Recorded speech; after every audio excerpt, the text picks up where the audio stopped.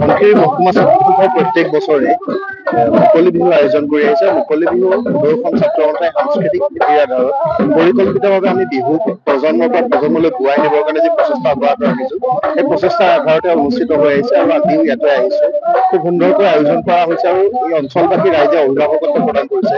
ৰাইজৰ অংশগ্ৰহণে বিহুৰ প্ৰতি মানুহৰ মাজত থকা টানটোক পুনৰবাৰ প্ৰতিষ্ঠা কৰিছে। স্বকীয় মৰ্যাদাৰ সৈতে বিহুক আগবঢ়াই নিবৰ কাৰণে সদৌ অসম ছাত্ৰ সন্থা আমি প্ৰতিশ্ৰুতিবদ্ধ। আমি সদৌ অসম ছাত্ৰ সন্থাই বিচাৰো যে অসমৰ প্ৰতিগৰাকী নৱপ্ৰজন্মৰ মাজত বিহুৰ যিটো স্বকীয়তা, যিটো অসমীয়া মানুহৰ আৱেগ, সেই আৱেগটোৰ সৈতে সদায় জীয়াই থাকিব লাগিব। বিহুক লৈ আমি অসমীয়া মানুহৰ যিটো গৌৰৱবোধ আমি লগত লৈ আছো, সেই গৌৰৱবোধ আমি অনন্তকালৰ বাবে আমি প্ৰতিষ্ঠা কৰি ৰাখিব লাগিব। বিহু সম্পৰ্কীয় বিভিন্ন কথা বতৰা হৈছে। বিহু প্ৰকৃতাৰ্থত বিহুৰ যিটো মূল সত্তা, মূল শিপাৰে সৈতে সম্পৃক্ত হৈ থকা বিহু মাজে মাজে ক'ৰবাত নোহোৱা হৈছে। বিহুৰ বিৱৰ্তনৰ বাট দেখিছে। বিহু প্ৰথম অৱস্থাত গছতলৰ পৰা গৈ স্বৰ্গদেউৰ বাটচৰাৰ পৰা মঞ্চত উপনীত হৈছে।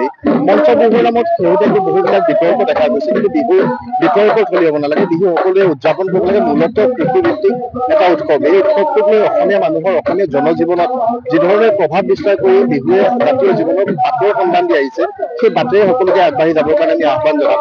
বিহুক লৈ বিতৰ্ক হ'ব নালাগে। যোৱাকালি যিটো ঘটনা দিগন্ত ভাৰতীক লৈ সংঘটিত হৈছে, এনেকুৱা ধৰণৰ ঘটনাবিলাকে আচলতে সমগ্ৰ অসমীয়া জাতি সত্তাটোৰ প্ৰতি আমি এনেকুৱা ধৰণৰ কি পৰিৱেশৰ মাজেৰে আগবাঢ়ি গৈছে, তেনেকুৱা এটা স্পষ্টবোধক চিন সকলোৰে মাজত আনি দিয়ে। এনেকুৱা ঘটনাবিলাক যাতে সংঘটিত প্ৰতি নহয়, এনেকুৱা প্ৰক্ৰিয়াৰ মাজেৰে সকলোৰে মাজত ঐক্য সমন্বয় কঢ়িয়াই এটা উৎসৱ বিহু, ৰঙালী বিহুক লৈ সকলোৱে গৌৰৱ কৰি আগবাঢ়ি যাব পৰাকৈ এটা পৰিৱেশ সকলোৱে সৃষ্টি কৰি ৰাখিব লাগিব। এই ক্ষেত্ৰত জ্যেষ্ঠজন, নতুন প্ৰজন্ম সকলোৰে সহযোগিতাৰ মাজেৰে আমি বিহুক আগবঢ়াই নিবৰ কাৰণে সকলোকে আহ্বান জনাম। বিহুত কেতিয়াও ডিজে প্ৰয়োগ হ'ব নালাগে। বিহু অসমৰ জাতীয় উৎসৱ আৰু অসমীয়া মানুহৰ গৌৰৱ স্বাভিমানৰ প্ৰতীক আমাৰ বিহু। আৰু বিহুৰ ঢোল, পেঁপা, গগনা, বিহুৰ যিবিলাক মৌলিক উপাদান, সেই উপাদানসমূহৰ সৈতেই বিহু উদযাপন হ'ব লাগে। যদিহে কোনোবা অপভ্ৰংশ সৃষ্টি কৰিবৰ কাৰণে কোনোবাই ষড়যন্ত্ৰত লিপ্ত হয়, সেই ষড়যন্ত্ৰক প্ৰতিহত কৰিব পৰাকৈ অসমীয়া জাতিটো এতিয়াও শক্তিশালী হৈ আছে আৰু অসমীয়া জাতিটোৱে কেতিয়াও বিহুক সময়ৰ সোঁতত বিলীন হৈ যাবলৈ নিদিয়ে, সেই বিশ্বাস আমাৰ আছে।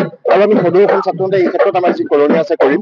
স্বকীয় মৰ্যাদাৰ সৈতে বিহু উদযাপন হ'ব। স্বকীয়তা বজাই ৰাখি বিহু উদযাপন কৰিবৰ কাৰণে আমি আহিব লগা দিনত সংকল্প কৰি আগবাঢ়ি যাম।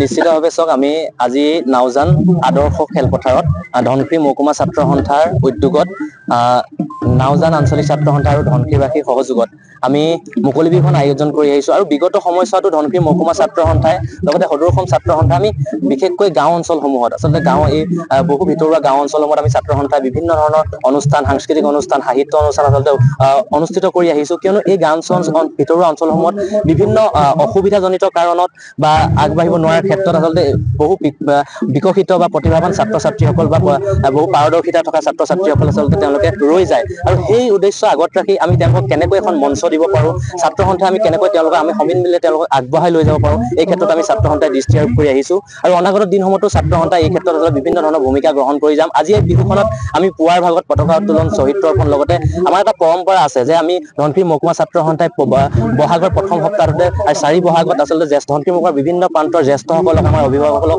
সেৱা জনাই, বিহুৰ সেৱা জনাই আমি ছাত্ৰ সন্থাৰ কামসমূহ আৰম্ভ কৰোঁ। কাম কাজসমূহ তেওঁলোকৰ অভিভাৱকত্বত আমি আগবঢ়াই লৈ যাওঁ। লগতে আজি ইয়াত উপস্থিত আছে এই মুকলি সভাখনৰ সাংস্কৃতিক সমাৰোহখনত সদৌ অসম ছাত্ৰ সন্থাৰ সন্মানীয় সাধাৰণ সম্পাদক সমীৰণ ফুকন ডাঙৰীয়া, বিশিষ্ট শিক্ষাবিদ, বোলছবি পৰিচালক দীনেশ গগৈ ছাৰ, লগতে সদৌ অসম ছাত্ৰ সন্থাৰ কেন্দ্ৰীয় নেতৃবৰ্গ, জিলা ছাত্ৰ সন্থাৰ বিষয়ববীয়াসকল আৰু ইয়াৰ অসমৰ বিভিন্ন প্ৰান্তৰ বিভিন্ন জনগোষ্ঠীয় কৃষ্টি সংস্কৃতি দলসমূহ আমি নিমন্ত্ৰণ জনাইছোঁ। বিহু, বড়ো সাংস্কৃতিক দল, তিৱা বিহু দল, আমি এনেধৰণে বিভিন্ন দল আমি নিমন্ত্ৰণ জনাইছোঁ। আমাৰ উদ্দেশ্য এটাই, আমি ধনশিৰি মহকুমা ছাত্ৰ সন্থাৰ যি দৈয়াং ধনশিৰি উপত্যকা, এই উপত্যকাৰ সমন্বয় সাঁকোডাল, আচলতে এনাজৰী সাঁকোডাল আমি আগবঢ়াই কেনেকৈ লৈ যাব পাৰোঁ, ৰাইজৰ আগত কেনেকৈ আচলতে উদঙাই কেনেকৈ আগবঢ়াই দিব পাৰোঁ, আমি কেনেকৈ আগবঢ়াই লৈ যাব পাৰোঁ, কেনেকৈ আমি তেওঁলোকৰ প্ৰতিভাসমূহ বিকাশ ঘটাব, এই ক্ষেত্ৰত ছাত্ৰ সন্থাই আমি দৃষ্টি আৰোপ কৰি আহিছোঁ। আৰু লগতে আমি এখন মঞ্চ দিবলৈ প্ৰয়াস কৰিছোঁ। অনাগত দিনতো ছাত্ৰ সন্থাই এই ক্ষেত্ৰত আমি সদায় ৰাইজৰ স্বাৰ্থত কাম কৰিবলৈ যাবলৈ চেষ্টা কৰিম।